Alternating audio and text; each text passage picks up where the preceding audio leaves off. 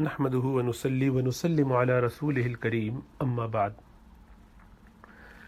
ہمارے عرف میں جسے جہیز کہا جاتا ہے، یعنی وہ گھر کا انتظام، کپڑے وغیرہ کے علاوہ برتنوں کا، بسترا، چارپائی وغیرہ، چادریں،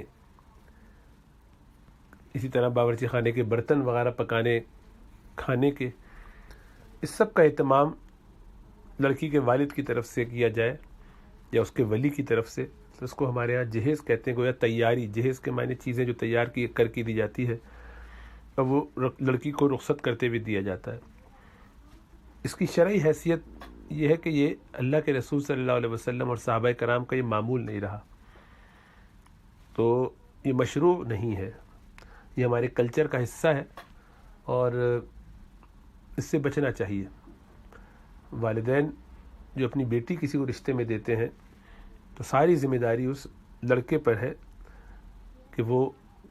بندوبست بھی کرے، گھر سے لے کر ہر چیز کا جو گھر کے اندر ہے، آئندہ کھلانے پلانے کا بھی۔ اس کے ولیمے میں اس کے دوست احباب اس کی کوئی مدد کرتے ہیں، ہدیے دیتے ہیں، اپنی جگہ ہے۔ اسی طرح اپنی بیٹی کو والدین کوئی ہدیے کے طور پر کچھ دینا چاہتے ہیں تو دے دیں، کپڑے وغیرہ، مثلا اس کی ذاتی ملکیت کی کوئی چیز، استعمال کی چیز، ہدیے کے طور پر۔ جہیز کے طور پر کچھ بھی دینا لڑکے یا لڑکی دونوں کو یہ مناسب نہیں ہے، یہ اسلام میں پسندیدہ چیز نہیں ہے۔ لڑکے کو بھی اسی طرح، داماد ہے، اس کو کوئی ہدیہ دینا چاہے دے سکتے، لیکن یہ بھی کوئی پریشر نہیں ہونا چاہیے۔ اللہ کے رسول صلی اللہ علیہ وسلم کی 4 بیٹیاں تھیں جن کے آپ نے نکاح فرمائے، ام کلثوم اور رقیہ دونوں تو حضرت عثمان کے نکاح میں تھیں، حضرت زینب جو بڑی تھیں وہ حضرت ابو العاص کے نکاح میں تھیں رضی اللہ تعالیٰ عنہ مجمعین، اور حضرت فاطمہ حضرت علی رضی اللہ تعالیٰ عنہ کے نکاح میں تھیں۔ حضرت علی رضی اللہ تعالیٰ عنہ کے نکاح کے موقع پر اللہ کے رسول صلی اللہ علیہ وسلم نے جو انتظام فرمایا اس سے بعض لوگوں کو مغالطہ ہوا کہ شاید شریعت میں جہیز کی یہی حیثیت ہے کہ رسول اللہ صلی اللہ علیہ وسلم نے کچھ بندوبست جو فرمایا تھا وہ گویا حضرت فاطمہ کا جہیز ہوا۔ یہ بات درست نہیں ہے۔ اصل میں لوگ غلط فہمی کا شکار ہوئے، رسول اللہ صلی اللہ علیہ وسلم کی ہدایات کو سن کے یا پڑھ کے اس واقعے کی تفصیلات جانے بغیر۔ سب سے پہلے تو یہ جاننا چاہیے کہ اللہ کے رسول صلی اللہ علیہ وسلم کے چچا ابو طالب، ان کے رسول اللہ صلی اللہ علیہ وسلم پہ یہ احسانات تھے کہ انہوں نے دادا یعنی اپنے والد عبد المطلب کے انتقال کے موقع بعد رسول اللہ صلی اللہ علیہ وسلم کی کفالت کی، اور یہی سب سے زیادہ غریب بھی تھے اور کثیر العیال بھی تھے، یعنی ان کی اولاد بھی زیادہ تھی۔ اس کے باوجود انہوں نے ذمہ داری قبول کی۔ باقی بھائیوں نے ذمہ داری قبول کرنا پسند نہیں کیا، بلکہ کنارہ کشی اختیار کی، اس لیے کہ ایک یتیم لڑکے کو ساتھ رکھنا آسان نہیں تھا کہ اس کا انتظام کرنا، ساری ذمہ داری کندھوں پر آتی۔ اور باوجود غربت کے ابو طالب نے یہ کہا کہ جہاں اتنے بچے کھا رہے ہیں گھر میں، ایک بچہ اور ہو جائے گا تو کیا فرق پڑے گا، اللہ فضل فرمائیں گے۔ اور اس بنیاد پر رسول اللہ صلی اللہ علیہ وسلم ان کے ساتھ رہے۔ آپ صلی اللہ علیہ وسلم کو اس چھوٹی عمر میں بھی اس بات کا احساس تھا کہ مجھے بوجھ نہیں بننا، تو آپ باقاعدہ وہاں بکریاں چرا کے کچھ نہ کچھ چچا کی مدد بھی کیا کرتے تھے، ان کا ہاتھ بھی بٹاتے تھے۔ اور یہ احساس اور چچا کا احسان آپ پر تھا تو اس کا آپ کو خیال رہتا تھا، چنانچہ جیسے ہی آپ اپنے پاؤں پہ کھڑے ہوئے، کچھ کمائی شروع ہوئی، کچھ تجارت میں آپ لگے اور کچھ مال آپ کے ہاتھ آیا، تو آپ نے یعنی اپنی ایک بڑی عمر میں باقاعدہ اعلان کیا، اپنے چچا زاد بھائیوں وغیرہ سے بھی کہا کہ سب مل کے ابو طالب کی اولاد ایک ایک دو لے لیں، سب لوگ ایک ایک بچے کی کفالت اگر کر لیں جو چھوٹے بچے ہیں تو ان کا بوجھ ہلکا ہو جائے گا۔ چنانچہ آپ نے حضرت علی رضی اللہ تعالیٰ عنہ کو لیا، اور 10 سال ان کی عمر تھی، اور ان کو آپ نے باقاعدہ اپنے گھر میں رکھا، پالا۔ قریب میں رہتے تھے تو آنا جانا ہوتا تھا، ایک ہی علاقے کے لوگ ہیں، لیکن بنیادی طور پر وہ رسول اللہ صلی اللہ علیہ وسلم ہی کے گھر میں ٹھہرے۔ تو اس طرح گویا یہ آپ کے کزن ہونے کے حساب سے، چچازاد ہونے کے حساب سے تو بھائی تھے، لیکن اصلاً آپ کے ایک طور پر بیٹے بھی تھے، بچوں کی طرح آپ نے ان کو گھر میں رکھا اور پالا۔ اسی لیے وہ اپنے گھر والوں سے پہلے ایمان لائے، باقیوں کو اس کی جب خبر ہوئی تو بات کی بات، لیکن یہ سب سے پہلے، اور بچوں میں سب سے پہلے ایمان یہی لے کر آئے، کیونکہ گھر میں ہی دیکھ رہے تھے، سب تربیت یہاں ہو رہی تھی۔ تو اللہ کے رسول صلی اللہ علیہ وسلم نے گویا ان کو چھوٹی عمر سے پالا اور ان کی تربیت کی، اور پھر جب تینوں بچیوں کا نکاح ہو گیا بڑی، اور حضرت فاطمہ رضی اللہ تعالیٰ عنہ جو سب سے چھوٹی تھی ان کی باری آئی، تو آپ نے حضرت علی سے فرمایا کہ تم ولیمے کی تیاری کرو، میں تمہارا نکاح یہاں حضرت فاطمہ سے کر رہا ہوں، اپنی بیٹی سے۔ ان کے پاس تو کچھ تھا نہیں، لیکن انہوں نے اس امید پر کہ تھوڑا چھوٹا سا کچھ کام کیا جائے، ایک اونٹنی کو جو بدر کے موقع پر انہیں مال غنیمت میں ملی تھی، جوان اونٹنی تھی، انہوں نے اس کو تیار کیا، اور ایک آپ کو خمس کے موقع پر یعنی خمس سے بھی ملی۔ بہرحال فرمایا کہ جب یہ واقعہ خود حضرت علی رضی اللہ تعالیٰ عنہ نے بیان فرمایا، اور حضرت حسین رضی اللہ تعالیٰ عنہ یہ ان سے روایت کرتے ہیں، طویل قصہ ہے، بخاری میں بھی ہے، مسلم میں بھی ہے، ابو داؤد میں بھی ہے۔ تو وہ کہتے ہیں کہ جب میرا ارادہ ہوا کہ فاطمہ کو نکاح کے بعد اپنے یہاں لانے کا یعنی رخصتی کا، تو میں نے ولیمے کی تیاری کی۔ تو میں نے منصوبہ یہ بنایا کہ میں ایک زرگر سے یہ وعدہ کر لوں کہ وہ میرے ساتھ جنگل جائے، ہم وہاں سے اذخر جمع کر کے لائیں، اور سواغین کے ہاتھ، وہ جو رنگتے ہیں ان کے ہاتھ اس کو فروخت کریں، تاکہ اس کی آمدنی سے ولیمے کا بندوبست ہو سکے۔ چنانچہ میں نے ایسا ہی کیا، ان دونوں اونٹنیوں کو ایک انصاری کے گھر کے سامنے لا کر بٹھا دیا، اور خود میں ان کی اونٹنیوں پر باندھنے کے لیے پالان، تھیلے اور رسیاں وغیرہ جمع کرنے کے لیے چلا گیا۔ جب میں وہ سب چیزیں جمع کر کے لایا تو دیکھتا ہوں کہ میری ان دونوں اونٹنیوں کے کوہان کاٹ لیے گئے ہیں، اور ان کے پہلوؤں سے گوشت بھی کاٹ لیا گیا ہے، ان کا کلیجہ نکال دیا گیا ہے۔ مجھے منظر دیکھ کر بے اختیار رونا آ گیا۔ پھر میں نے پوچھا کہ لوگوں سے کہ ایسا کس نے کیا، تو انہوں نے کہا کہ حمزہ بن عبد المطلب یعنی آپ کے چچا نے ایسا کیا، اور سامنے گھر کی طرف اشارہ کیا کہ وہ اس میں ہے، اور وہاں اس وقت شراب کا حکم نہیں آیا تھا کہ یہ حرام ہے، تو اس لیے صحابہ کرام کی ایک اکثریت شراب پی لیا کرتی تھی، کیونکہ حرام نہیں تھا تو کوئی مسئلہ ہی نہیں تھا۔ تدریجاً اس کا حکم بعد میں آیا۔ تو حمزہ اس وقت شراب پینے والوں کے ساتھ اس مجلس میں تھے جہاں گانے والی نے ان کے سامنے کچھ اپنے اشعار پڑھے، الا یا حمز للشرف النواء وهن موقلات بالفناء دع السكين في اللبات منها ودرجهن حمزة یا بالدماء۔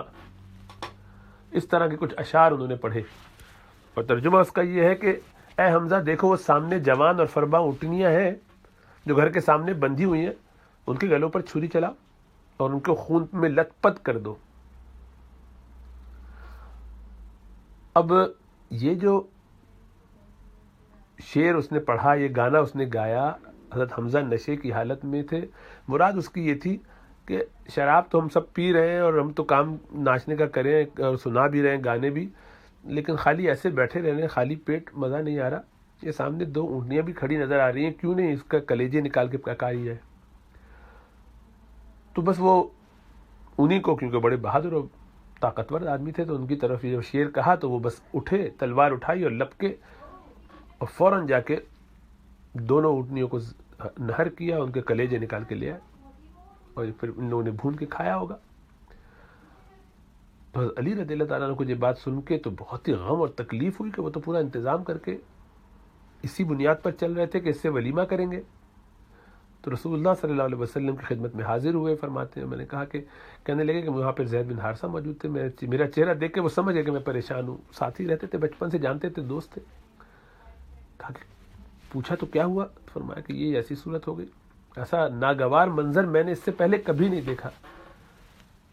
اور یہ بھی بتا دیے کہ وہ گھر میں جو مجلس ہوئی شراب نوشی کی، تو رسول اللہ صلی اللہ علیہ وسلم اپنی چادر اوڑھ کر فوراً وہاں سے نکلے، حضرت زید آپ کے پیچھے پیچھے تھے۔ آپ تینوں اس گھر میں پہنچے جہاں حضرت حمزہ موجود تھے، اجازت لے کر داخل ہوئے۔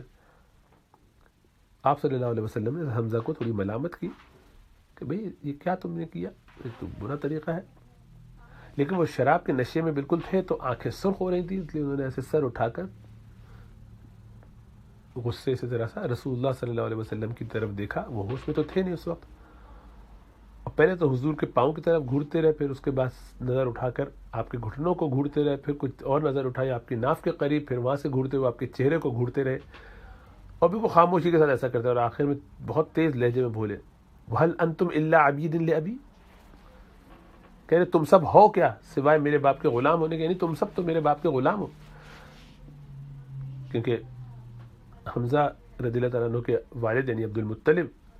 ان کے یہ دونوں کے دونوں پوتے تھے، تو کوئی سردار تھے وہ تو ان کے غلام کہہ دیا اس نسبت سے، تو بڑا ایک فخری انداز، ذرا غصہ اس انداز سے کہا، تو رسول اللہ صلی اللہ علیہ وسلم سمجھ گئے کہ آپ جو ہے اس وقت نشے میں اور معاملہ درست نہیں ہے، تو آپ وہاں سے اٹھ کے چلے آئے تاکہ کوئی ایسی حرکت نہ ہو، کوئی اور بات بڑھے نہیں آگے سے۔ اب یہ وہ حدیث ہے، اس میں ظاہری بات ہے کہ رسول اللہ صلی اللہ علیہ وسلم کی صاحبزادی کی رخصتی کا انتظام کرنا ہے۔ اب یہ پورا ایک انتظام کرنے کے لیے انہوں نے 2 یہ اونٹنیاں جو ان کو ملی ہیں، پریشان ہے کہ کیا کیا جائے، اور وہاں یہ واقعہ ہو گیا۔ ایسے میں اللہ کے رسول صلی اللہ علیہ وسلم نے ان کی تسلی کے لیے پھر ان سے فرمایا کہ علی، کوئی زرہ جو تمہاری ہے اس کا کیا ہے؟ وہ ہاں موجود ہے، وہ جو جہاد میں استعمال ہوتی ہے۔ فرمایا کہ پھر اس کو بیچ کے اس سے کچھ بندوبست کر لو، ہلکا پھلکا جتنا بھی ہو جائے، تو اس کو یعنی اس کے بدلے میں گروی رکھ کے یا بیچ کر جو بھی ہو سکے تھوڑا بہت انتظام کر لو، تاکہ ولیمے کا بندوبست تو ہو جائے۔ اور یوں آپ کے ولیمے کا انتظام ہوا۔ اب اس سے لوگوں کو یہ خیال ہوا کہ اللہ کے رسول صلی اللہ علیہ وسلم نے غالباً اللہ کے رسول صلی اللہ علیہ وسلم نے اپنی صاحبزادی حضرت فاطمہ کو یہ جہیز کے طور پر چیزیں دیں یا کچھ اس میں بدلہ کیا یا کچھ مال ان کو دیا۔ بالکل درست بات نہیں، ایسا نہیں ہوا۔ جیسا عرض کیا کہ یہ تو بالکل واضح طور پر ان کے ولیمے کا انتظام تھا، اور اس میں رسول اللہ صلی اللہ علیہ وسلم کی طرف سے کچھ توجہ دلانا، ترغیب دلانا، ایک چٹائی، ایک پیالہ اور ایک تکیہ کھجور کی چھال سے بھرا ہوا، اس طریقے سے ایک بسترا جیسا۔ تو اب یہ چیزیں گھر کے انتظام کے لیے بنیادی طور پر رہنے کی ضرورت ہوتی ہیں۔ اس انتظام میں رسول اللہ صلی اللہ علیہ وسلم نے ان کو جو تھوڑا مشورہ دے کے کام کروایا، وہ صرف اس طور پر کہ وہ آپ کے بیٹے کی مانند تھے، وہ آپ کے یعنی وہ آپ اپنی بیٹی کے لیے انتظام نہیں کیا، اور اس واقعے کے بعد کیا جب ان کے پاس کچھ رہ نہیں گیا تھا تو ان کو تھوڑا سپورٹ کیا۔ اس لیے اس سے استدلال کرنا کہ جہیز دیا جا سکتا ہے اور دیا جانا چاہیے، یہ بالکل غلط بات ہے، اس سے بچنا چاہیے۔ اور آج کل چونکہ اس کی وجہ سے اتنے فساد اور مشکلات پیدا ہو گئی ہیں، حالات اتنے خراب ہوتے چلے جا رہے ہیں کہ اب اس میں بہت زیادہ شدت سے اس کو منع کرنا چاہیے اور بالکل احتیاط کرنی چاہیے۔ کسی قسم کی اس میں روح رعایت نہیں کرنی چاہیے، اور جہیز کے معاملے میں لوگوں کو چاہیے کہ اب بالکل بند کر دیں۔ اب تو ہدیے کے نام پر بھی کچھ نہ دیں، پھر شادی کے بعد کبھی دل چاہے تو اپنی بچی کو موقع ہو تو ہدیہ دیں، وہاں پر بس وقتی طور پہ کوئی کات۔ لیکن اب تو ایسی اس کو ہم نے لعنت بنا دیا ہے معاشرے کے لیے کہ یہ بہت نقصان دہ ہوتا جا رہا ہے کہ بچیاں گھروں میں بیٹھی رہ جاتی ہیں، ان پر بوجھ ہوتا ہے، انتظام کریں، پھر اس کے بعد شادی میں بھی اتنے لوگوں کو کھلائیں۔ یہ بے غیرتی کے ساتھ دولہا خود بھی ان کے کھانے کو کھاتا ہے اور اپنے ساتھ لوگ بھی لے کر آتا ہے، ان کو بھی کھلاتا ہے، اور وہ اپنے ابا کے آگے کیا کہے، اماں گھر والے سارے اپنے اپنے کلچر کے تہذیب کے شکار ہوئے ہیں، جو بالکل غلط اور گڑبڑ ہے۔ ایسا بالکل نہیں ہونا چاہیے۔ تو یہ چیز اسلام کے مزاج کے بھی خلاف ہے اور مروت کے بھی خلاف ہے، عام انسانیت کے بھی لحاظ سے بہت غیر مناسب بات ہے۔ اس لیے جہیز وغیرہ سے بالکل پرہیز کرنا چاہیے، اجتناب کرنا چاہیے، اس کا شرعاً اس کی کوئی گنجائش نہیں ہے۔ اللہ فضل فرمائے، خاص طور سے آج کے زمانے میں، یعنی کہ کوئی کرتا ہے تو ٹھیک ہے، لیکن چونکہ اس کی وجہ سے جو فساد ہو رہے ہیں، اس لیے اس سے بہت اہتمام کے ساتھ بچنا چاہیے، ورنہ ہم مزید پریشانیوں کا شکار ہوں گے۔ اللہ سب پر اپنا کرم فضل فرمائے۔